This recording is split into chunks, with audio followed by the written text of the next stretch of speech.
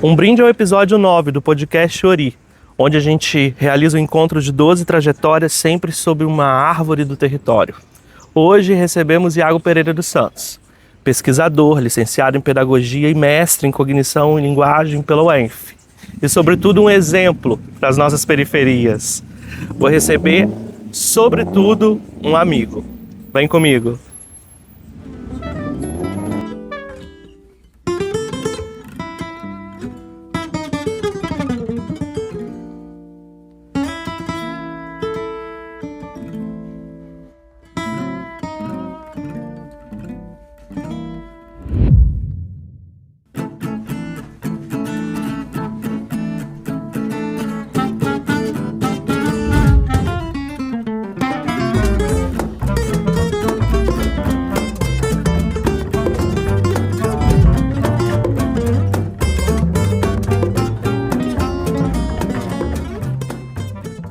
E nesse episódio 9 a gente recebe ele, Iago, pesquisador, educador, um mestre em cognição e linguagem, mas sobretudo um exemplo para as nossas comunidades. E justamente o episódio de Ançã nos traz aqui.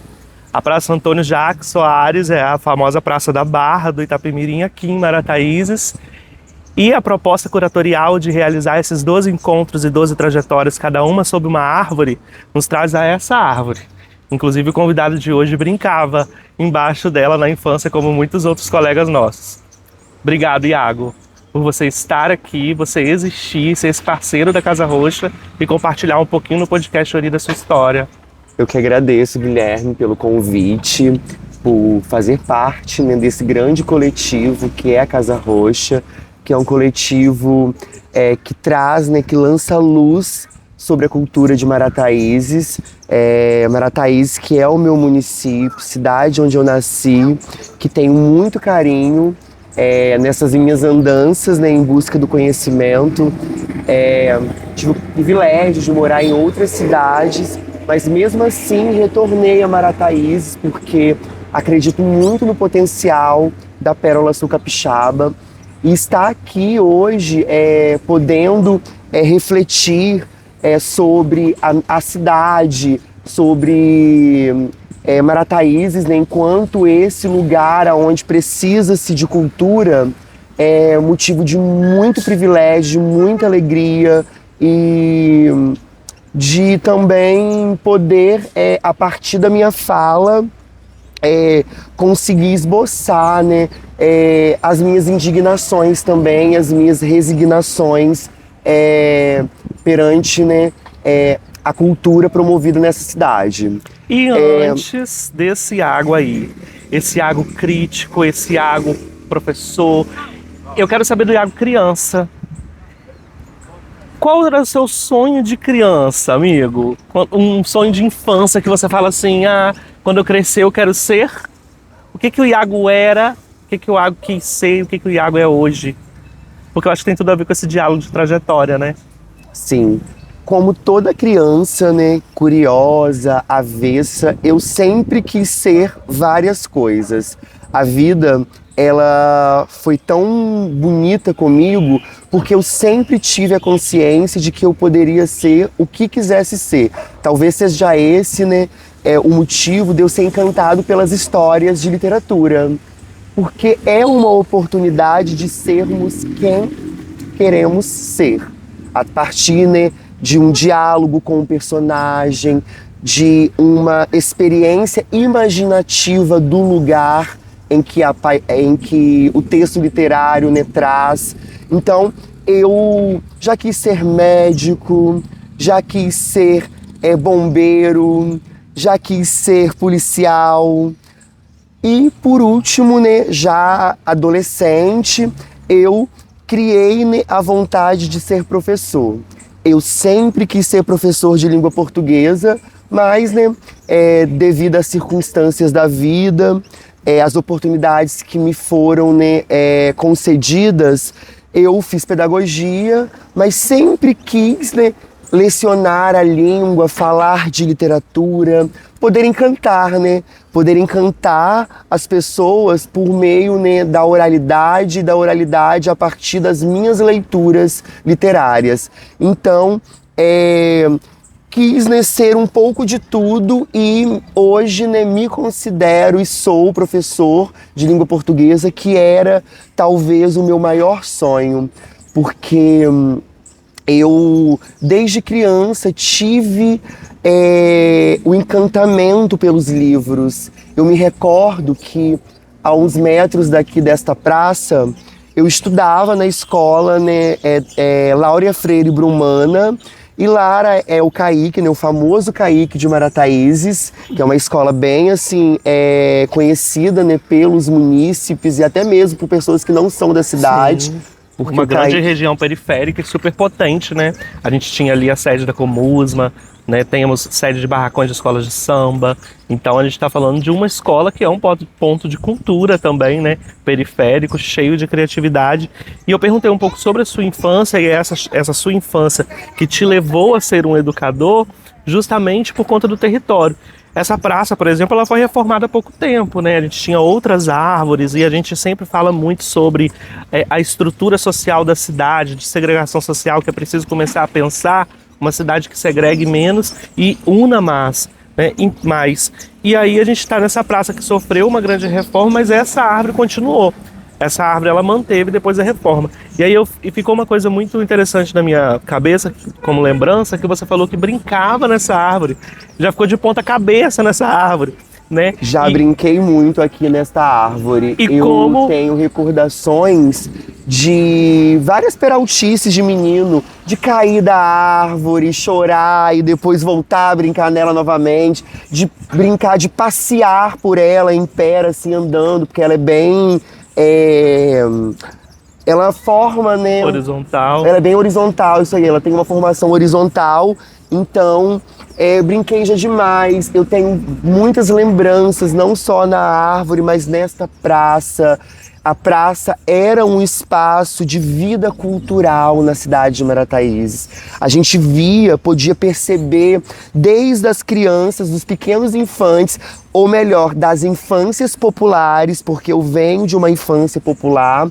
A infância popular é aquela onde a criança de 6, 7 anos vem à praça sozinha, na companhia de um outro amigo de 10, 11, 12 anos. Não havia tantos espaços inseguros como hoje. Hoje, né? Então eu vinha muito e brincava muito nesta praça, nesta árvore.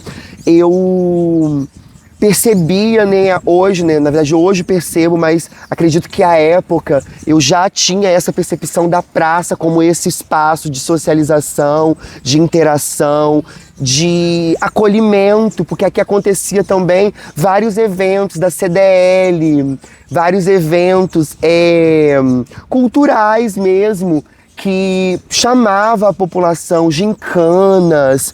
Eu tive muitas experiências ressignificadoras aqui nesta praça e acredito muito neste espaço aqui, que é uma praça, um espaço público, como espaço de manifestação da cultura, manifestação da literatura, manifestação de afeto. A gente precisa falar sobre afeto, de troca de olhares, de troca de sentimentos, de trocas de toques sinceros, porque hoje eu tenho refletido muito filosoficamente sobre o toque na nossa sociedade, sobretudo pensando nos adolescentes, porque sou professor dos adolescentes.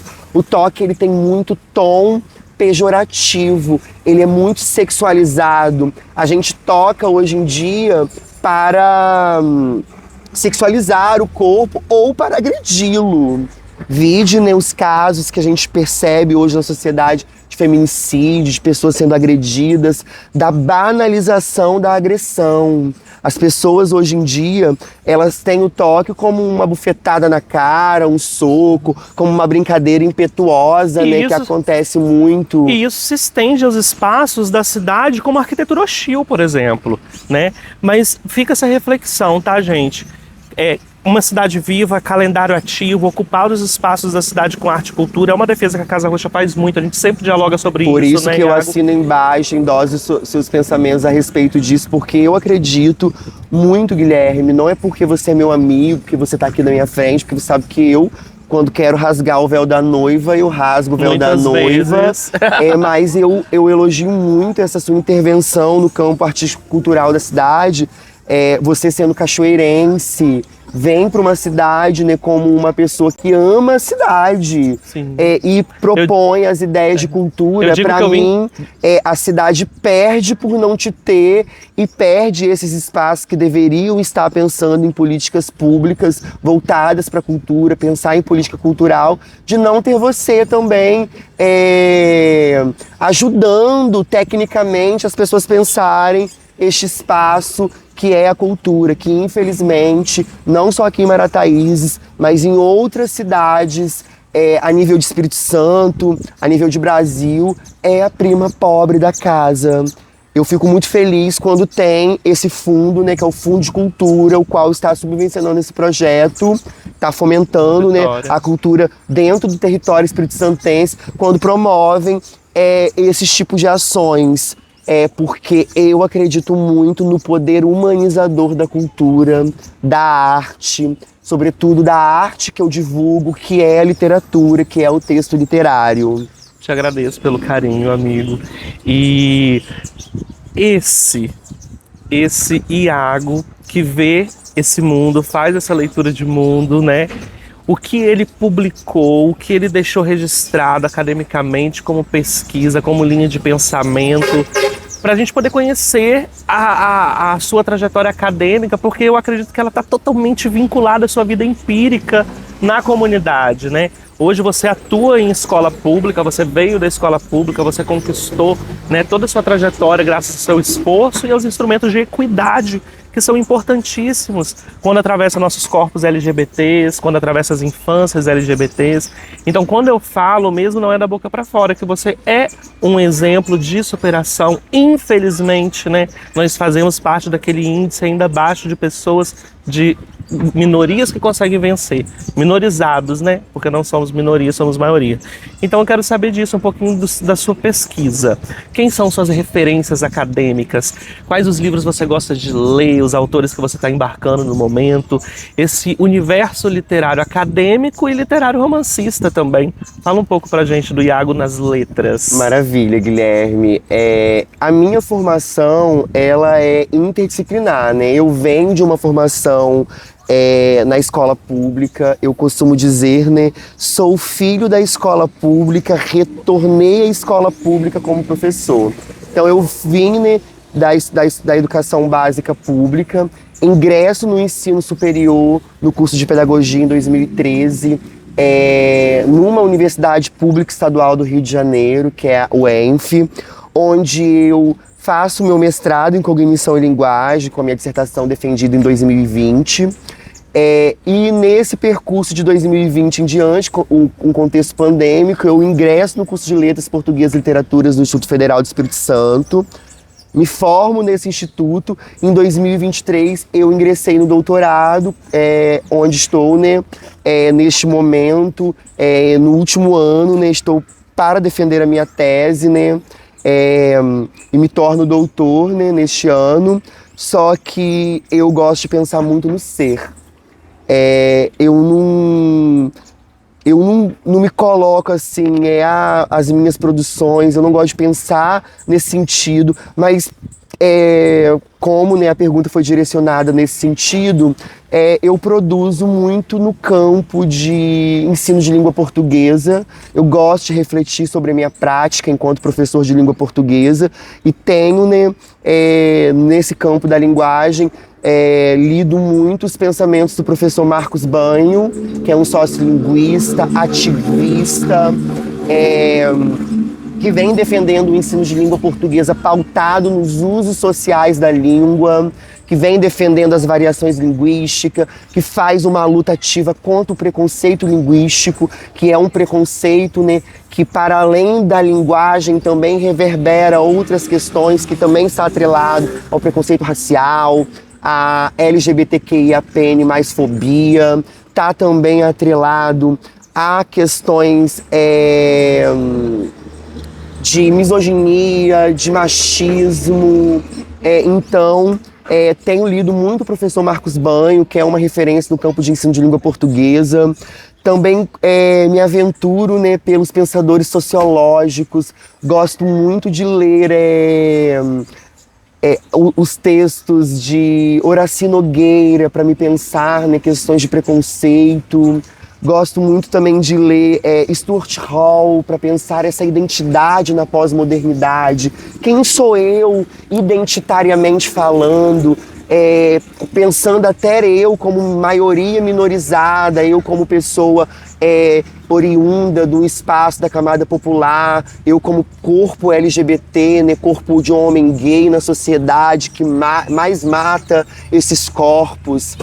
Eu como pessoa parda, negra na sociedade brasileira, pensando o negro como categoria sociológica, nessa junção de pretos e pardos.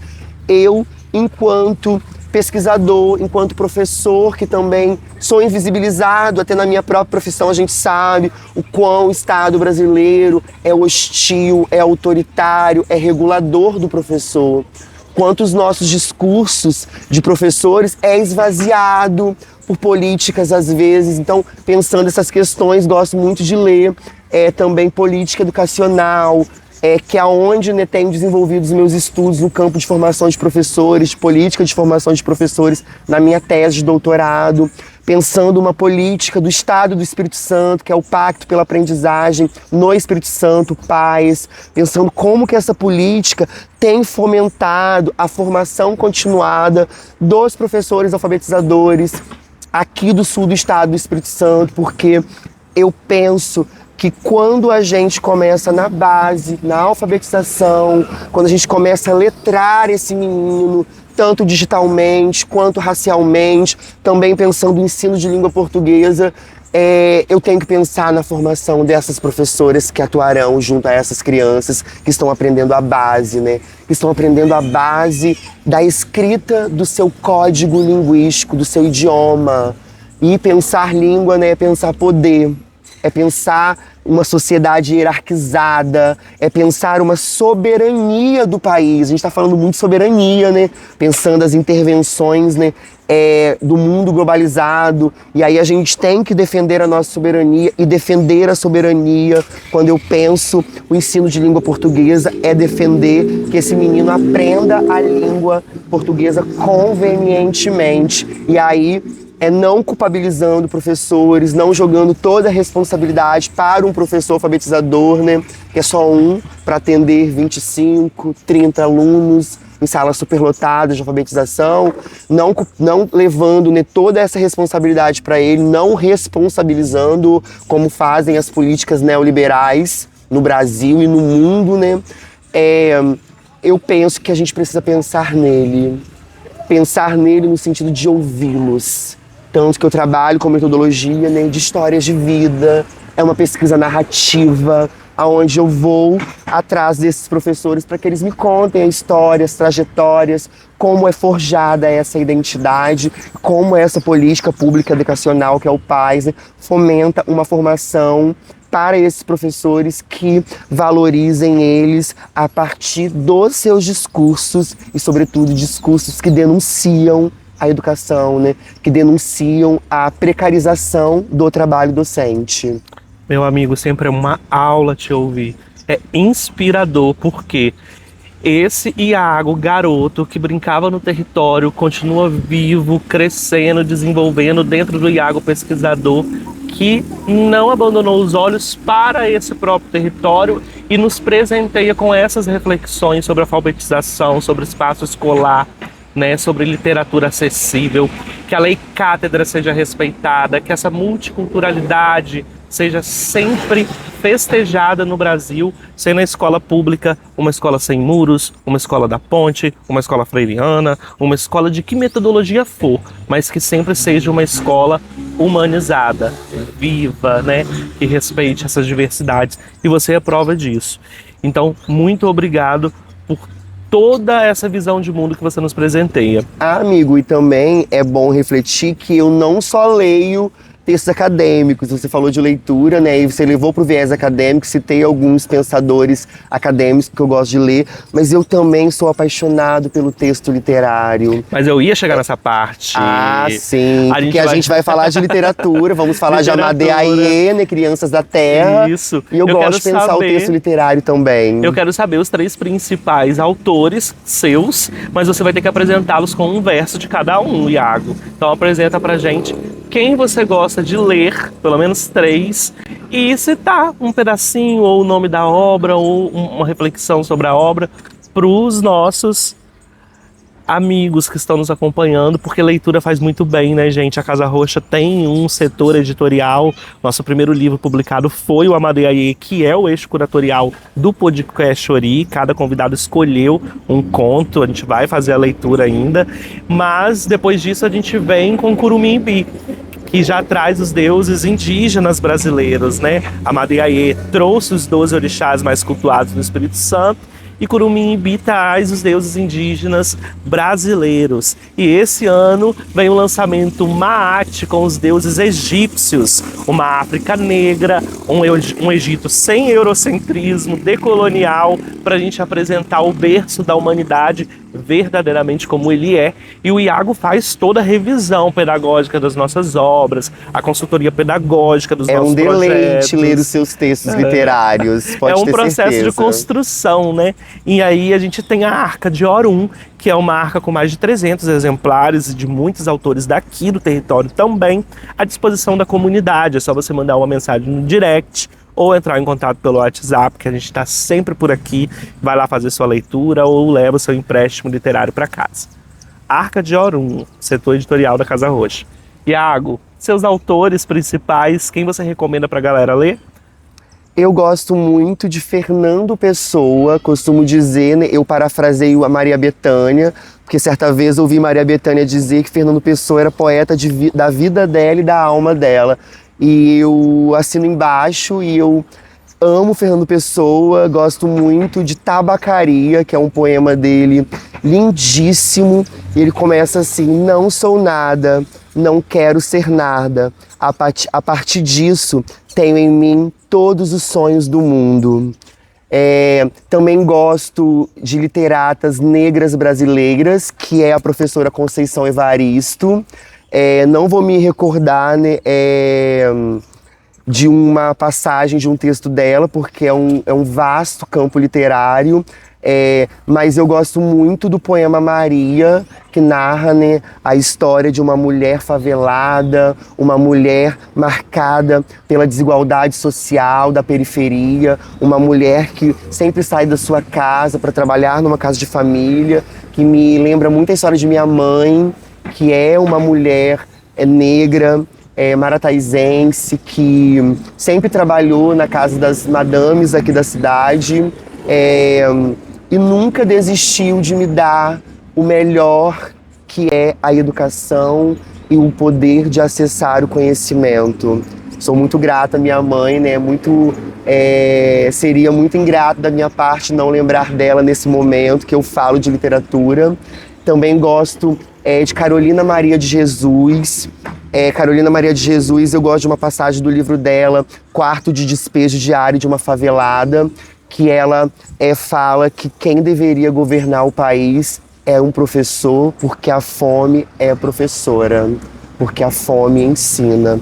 E Carolina Maria de Jesus tem muito a nos ensinar no sentido de mostrar para nós que viver também é transcender. Viver é você pensar como racionais, né? Até no lixão nasce flor. E ela, né, como uma mulher catadora de materiais recicláveis ou catadora de lixo, né, o português mais claro, porque lixo desde o momento que a sociedade oligárquica, né, a sociedade elitista desfaz de algum bem, uma outra pessoa da camada popular vai lá e cata aquilo, ela tá catando lixo, né? Porque não serve mais pra uma pessoa, mas ela mostrou que no lixo ela encontraria a maior riqueza da vida dela, que eram os diários dela, onde ela pôde escrever, onde ela pôde narrar a história de uma mulher negra periférica e uma mulher negra que insurge contra um sistema que sempre a quis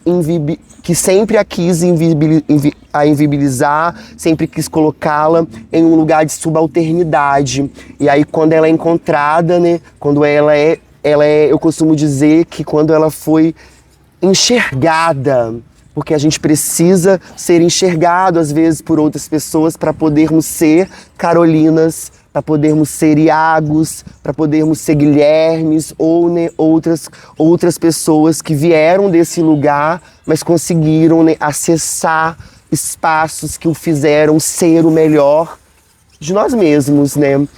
Então, são três, assim, autores de literatura que eu gosto muito.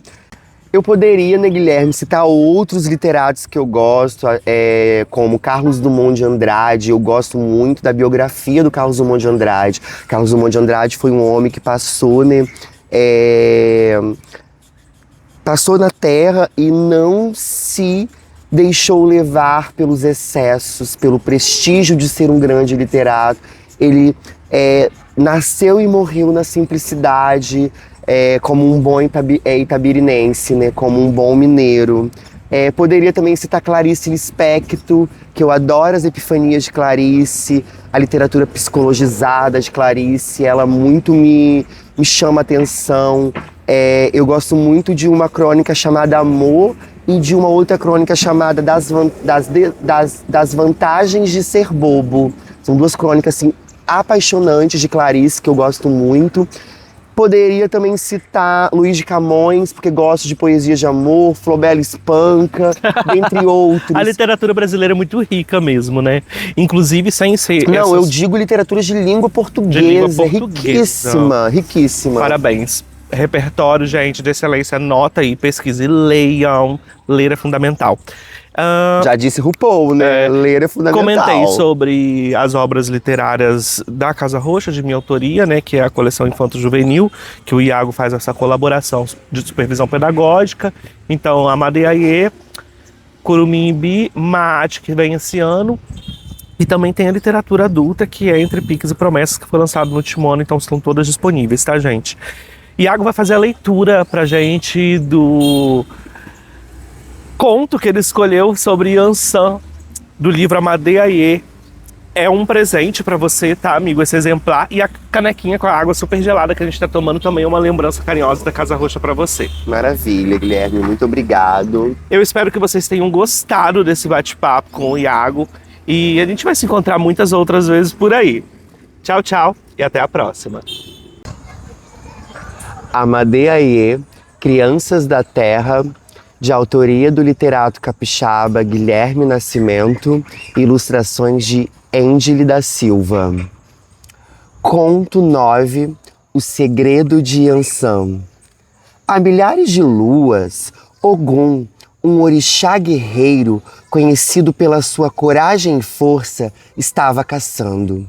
A floresta densa, colorida e viva escondia seus mistérios, segredos e bichos, quando um grande búfalo foi avistado. Ogum ficou na espreita, pronto para bater a fera, mas, de repente, ele teve uma grande surpresa. Por debaixo da pele do búfalo saiu uma linda mulher, era Yansan, que não se deu conta de que estava sendo observada e escondeu sua pele de búfalo, caminhando para se banhar nas águas do riacho. Ogum aproveitou e roubou sua pele mágica, pois seu instinto era caçar, plantar e acumular riquezas. Ogum foi ao riacho encontrar Yansan, pois estava encantado por sua beleza. Foi amor à primeira vista.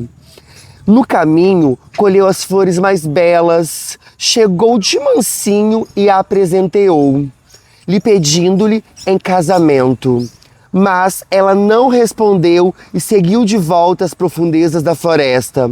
Chegando lá, tomou um susto quando não viu sua pele no esconderijo. Ela desconfiou de Ogum e retornou para encontrá-lo. Encontrando-o no caminho, perguntou: Ogum, meus segredos estão em risco. Escondi minha pele mágica, minha camuflagem e não acho por nada. Por acaso você pegou? Ele negou ter roubado o que fosse de Yansan e mais uma vez, muito apaixonado, a pediu em casamento. Yansan, com esperança de encontrar sua pele e ter a ajuda de Ogum, aceitou se casar, indo viver com Ogum em sua casa. Yansan fez uma clara exigência. Ninguém na casa poderia saber seu segredo e nem se referir a ela como búfalo, pois Ogum tinha outras mulheres que compartilhavam o lar. O tempo passou e ela nunca desistiu de achar sua pele. Enquanto procurava, o tempo ia passando e Yansan acabou tendo 9 filhos no passar dos anos. Por isso ficou conhecida por esse nome, Yansan, que significa Mãe dos 9. Mas as mulheres de Ogum ficaram cada vez mais enciumadas e quando ele saía para caçar e cultivar o campo, elas planejavam uma forma de descobrir os segredos de Yansan. Foi assim que uma delas, certo dia, embriagou Ogum, que acabou revelando o mistério de sua Yansan. As mulheres passaram a cantarolar ironicamente coisas que sugeriram o esconderijo da pele de Yansan e afirmavam em entrelinhas de canções que ela era um búfalo. Um dia, Yansan, que não é nada boba, finalmente encontrou sua pele e quando todas as outras chegaram, ela as atacou de surpresa e somente seus 9 filhos foram poupados. Soltou assim aos 7 ventos. Um coração partido é capaz de muita coisa, mas nada é pior do que a mentira, do que zombar do próximo, enganar e armar escondido. Por isso, Xangô, me enganou e teve seu castigo. Assim como partiu meu coração, levei embora suas amadas, que não valem um tostão. Ele vai aprender a nunca mais enganar e nem roubar ninguém. Antes de partir, Yansan deixou seu par de chifres para que no momento de perigo e de necessidade, seus filhos pudessem esfregar um chifre no outro, a fim de que ela, de onde estivesse, viesse rápida como um raio em seus socorros. Devido a isso, ninguém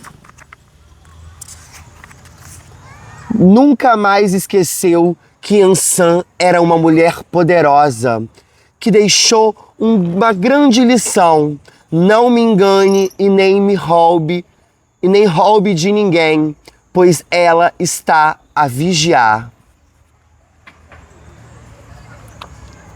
E assim me despeço. Meu muito obrigado a todos e todas que puderam ser abraçados pela minha voz e ter contemplado esse podcast.